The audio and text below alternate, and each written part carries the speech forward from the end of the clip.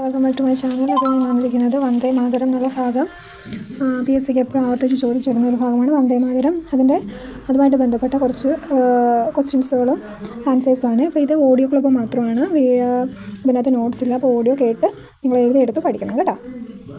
അപ്പോൾ 2025 എന്ന് പറയുന്ന ഒരു പ്രത്യേകത ഉണ്ടായിരുന്നു. എന്തായിരുന്നു? വന്ദേ മാതരത്തിൻ്റെ 150ാം വാർഷികം ആയിരുന്നു 2025, ഈ കഴിഞ്ഞ വർഷം എന്ന് പറയുന്നത്. അപ്പോൾ 2025 വന്ദേ മാതരമായിട്ടുള്ള പ്രത്യേകത എന്താണെന്ന് വെച്ചാൽ എന്താണ്? 2025 ജനുവരി 24 പ്രത്യേകതയാണ് വന്ദേ മാതരത്തിൻ്റെ 150ാം വാർഷികമായിരുന്നു. എന്താണ്? വന്ദേ മാതരത്തിൻ്റെ 150ാം വാർഷികം. ഓക്കെ, നമുക്കറിയാം വന്ദേ മാതരം ഇന്ത്യയുടെ ദേശീയ ഗാനം ഏതാണ്? ജനഗണമനയാണ്. ജനഗണമന എഴുതിയതാരാണ്? രവീന്ദ്രനാഥ് ടാഗോറാണ് അല്ലേ.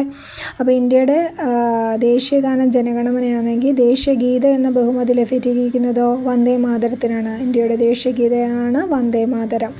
വന്ദേ മാതരം എഴുതിയ കവി ആരാണ്? ബംഗാളി എഴുത്തുകാരനായ ബങ്കിം ചന്ദ്ര ചാറ്റർജിയാണ് കേട്ടോ. ബംഗാളി എഴുത്തുകാരനായ ബങ്കിം ചന്ദ്ര ചാറ്റർജിയാണ് വന്ദേ മാതരം എഴുതിയത്. ബംഗാളി എഴുത്തുകാരനാണെങ്കിലും അദ്ദേഹം രചിച്ചിരിക്കുന്ന ഭാഷ ഏതാണ്? സംസ്കൃത കലർന്ന ബംഗാളി ഭാഷയാണ്. സംസ്കൃതം കലർന്ന ബംഗാളി ഭാഷയിലാണ് വന്ദേ മാതരം എഴുതിയിരിക്കുന്നത് കേട്ടോ. ചിലതിൻ്റെ അകത്ത് സംസ്കൃതം എന്നാണെങ്കിൽ സംസ്കൃതം ചോദിച്ചിരിക്കുന്നത്, സംസ്കൃതം എന്ന് ചോദിക്കുകയാണെങ്കിൽ സംസ്കൃതം എന്നാണ്. ഇനി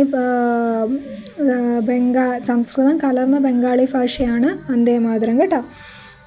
ഇനി വന്ദേ മാതരത്തിൻ്റെ പ്രത്യേകതകളുണ്ട്, നമുക്ക് നോക്കാം. ഇന്ത്യൻ സ്വാതന്ത്ര്യ സമരത്തിൽ ജനവികാരം ആളിക്കത്തിച്ച ഗീതം ഏതാണെന്ന് ചോദിച്ചാൽ ഏതാണ്? വന്ദേ മാതരമാണ്. ഇന്ത്യൻ സ്വാതന്ത്ര്യ സമരത്തിൽ ജനവികാരം ആളിക്കത്തിച്ച ഇന്ത്യൻ സ്വാതന്ത്ര്യ സമരത്തിൽ ജനവികാരം ആളിക്കത്തിച്ച ഗീതം ഏതാണ്? വന്ദേ മാതരമാണ് കേട്ടോ. ഇന്ത്യൻ സ്വാതന്ത്ര്യ സമരത്തിൽ ജനവികാരം ആളിക്കത്തിച്ച ഗീതം ഏതാണ്? വന്ദേ മാതരമാണ്.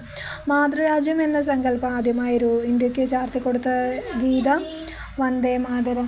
മാതൃരാജ്യം എന്ന് പറയുന്ന സങ്കല്പം ആദ്യമായി ഇന്ത്യക്ക് ചാർത്തിക്കൊടുത്ത ഗീതം ഏതാണ്? വന്ദേ മാതരമാണ് കേട്ടോ. ബ്രിട്ടീഷ് ഭരണകാലത്ത് ബ്രിട്ടീഷിൻ്റെ ദേശീയ ഗാനമായിരുന്നു ഗോഡ് സേവ് ദി ക്യൂൻ എന്നുള്ളത്. ഗോഡ് സേവ് ദി ക്യൂൻ എന്നുള്ളതായിരുന്നു ബ്രിട്ടീഷുകാരുടെ ദേശീയ ഗാനം. Okay, God save the queen എന്നായിരുന്നു കേട്ടോ. അപ്പോൾ ദേശീയ ഗാനം ഒരേ ദിവസമാണ് ഭരണഘടനാ നിർമ്മാണ സഭ തിരഞ്ഞെടുക്കപ്പെട്ടത്. അപ്പോൾ അതെന്നാണെന്ന് ചോദിച്ചാൽ 1950 ജനുവരി 24. അപ്പോൾ ദേശീയ ഗീതമായിട്ട് വന്ദേ മാതരത്തെ അംഗീകരിച്ച ദിവസം ഏതാണ്? 1950 ജനുവരി 24. ഇമ്പോർട്ടൻ്റ് ആണ്. 1950 ജനുവരി 24 വന്ദേ മാതരത്തിന് ദേശീയ ഗീതമായിട്ട് ഭരണഘടനാ അസംബ്ലി തിരഞ്ഞെടുത്തത് കേട്ടല്ലോ. ഇനി അടുത്ത പോയിന്റ് നോക്കുവാണെങ്കിൽ വന്ദേ മാതരം എന്ന് പറയുന്ന കൃതി എഴുതിയത് ബങ്കിം ചന്ദ്ര ചാറ്റർജിയാണെന്ന് പറഞ്ഞു. ബങ്കിം ചന്ദ്ര ചാറ്റർജി എഴുതിയ ഭാഷ ഏതാണ്? സംസ്കൃതീവൽക്കരിച്ച ബംഗാളി ഭാഷയിലായിരുന്നു.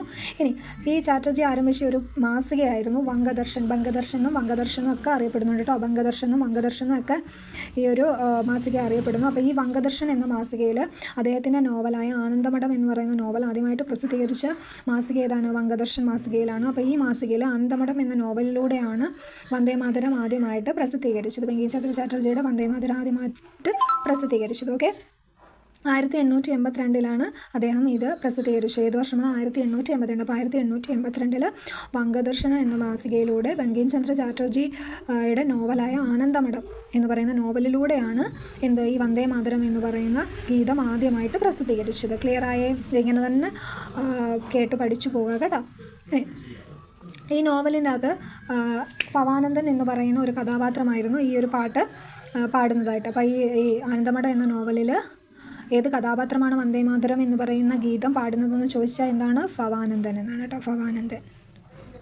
ഓക്കെ, വന്ദേ മാതരത്തിൻ്റെ രാഗം എന്ന് പറയുന്നത് മൽഹാർ ആയിരുന്നു.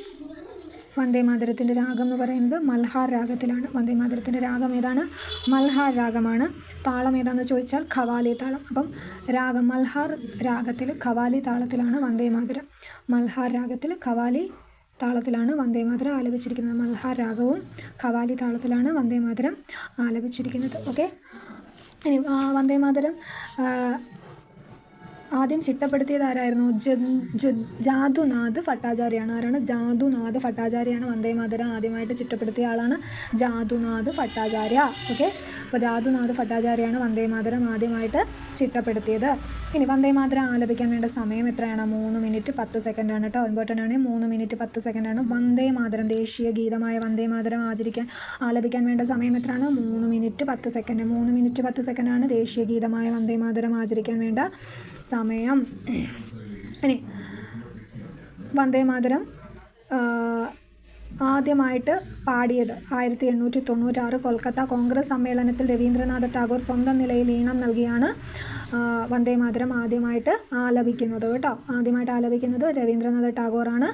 1800 എപ്പോഴാണെന്ന് ചോദിച്ചാൽ 1896 കൊൽക്കത്ത കോൺഗ്രസ് സമ്മേളനത്തിൽ വെച്ച് 1896 കൊൽക്കത്ത കോൺഗ്രസ് സമ്മേളനത്തിൽ വെച്ച് രവീന്ദ്രനാഥ ടാഗോറാണ് വന്ദേമാതരം എന്ന് പറയുന്ന ഗീതം ആദ്യമായിട്ട് സ്വന്തം നിലയിൽ ഈണം നൽകി അദ്ദേഹം ആലപിക്കുന്നത്. ഓക്കെ, മൽഹാരാഹമാണ്, കവാലി താളമാണ് കേട്ടോ.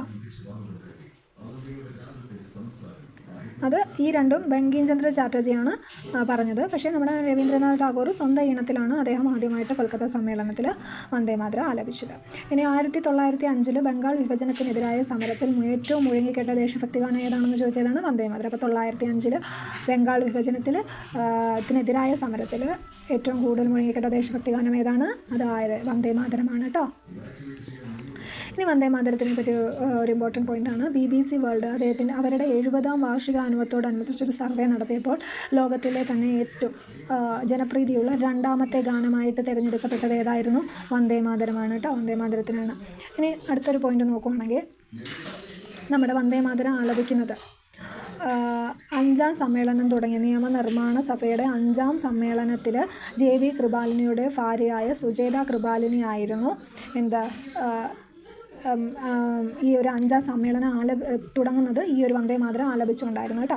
അപ്പം ഭരണഘടനാ നിർമ്മാണ സഭയുടെ 5ാം സമ്മേളനം, അതായത് സ്വാതന്ത്ര്യം തൊട്ട്, അതൊരു ഇമ്പോർട്ടൻ്റ് ആണ് ആ ഒരു സമ്മേളനത്തിൽ. കാരണം എന്ന് വെച്ചാൽ നമ്മുടെ സ്വാതന്ത്ര്യം കിട്ടുന്നതിന് തൊട്ട് മുമ്പ് നടന്ന ഒരു സമ്മേളനമായിരുന്നു 5ാം സമ്മേളനം, ഭരണഘടനാ നിർമ്മാണ സഭയുടെ 5ാം സമ്മേളനം. അപ്പോൾ ഈ ഒരു സമ്മേളനം ആരംഭിക്കുന്നത് എന്ന് പറയുന്നത് വന്ദേമാതരം ആലപിച്ചുകൊണ്ടാണ്. അപ്പോൾ അന്ന് ഈ വന്ദേമാതരം ആലപിച്ച ആരായിരുന്നു? JV കൃപാലിനിയുടെ ഭാര്യയായ സുജേത കൃപാലിനി. സുജേത കൃപാലിനി എന്ന് പറയുന്ന ആരായിരുന്നു? നമ്മുടെ ഇന്ത്യയുടെ ആദ്യത്തെ വനിതാ മുഖ്യമന്ത്രി ആരാണ്? സുജേത കൃപാലിനിയാണ് കേട്ടോ. അപ്പോൾ അതുപോലെ തന്നെ ആ ഒരു വേദിക്ക് വേറൊരു പ്രത്യേകതയുണ്ട്. അതേ വേദിയിൽ തന്നെയാണ് നെഹ്റുവിൻ്റെ വിശ്വവിഖ്യാതമായ വർഷങ്ങൾക്ക് മുൻപ് വിധിയുമായി നാം ഒരു കൂടിക്കാഴ്ച നടത്തി എന്ന് പറയുന്ന പ്രസംഗം അദ്ദേഹം നടത്തിയതും ആ ഒരു 5ാം സമ്മേളനത്തിൽ വെച്ചായിരുന്നു കേട്ടോ. ഇനി സുഭാഷ് ചന്ദ്രബോസ് സ്ഥാപിച്ച ഒരു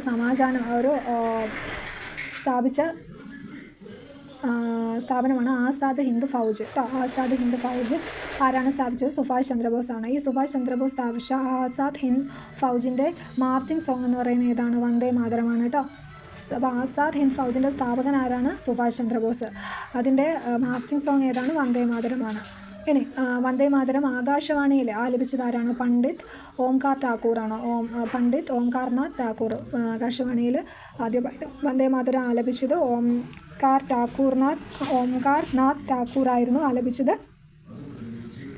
അപ്പോൾ ഈ ഒരു ഗാനം ആലപിക്കാനായിട്ട് അദ്ദേഹത്തിനെ ക്ഷണിച്ചത് സർദാർ വല്ലഭായ് പട്ടേലായിരുന്നു കേട്ടോ.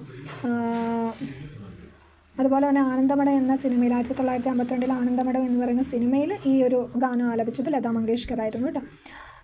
പിന്നെ ഇന്ത്യൻ പതാകയിൽ ആദ്യമായിട്ട് ഇന്ത്യൻ പതാക, അതായത് മാഡം ഭികാജി ഗാമ രൂപകൽപ്പന ചെയ്ത് വന്ദേമാതരം ഇന്ത്യൻ പതാകയിൽ ആലപിച്ചത്, സിനിമയിൽ ആലപിച്ചത് ലതാ മങ്കേഷ്കർ ആയിരുന്നു. ആദ്യമായിട്ട് ഇന്ത്യൻ പതാകയിൽ 1907 മാഡം ഭികാജി ഗാമ രൂപകൽപ്പന ചെയ്ത പതാകയിൽ വന്ദേമാതരം എന്ന് രേഖപ്പെടുത്തിയിട്ടുണ്ടായിരുന്നു.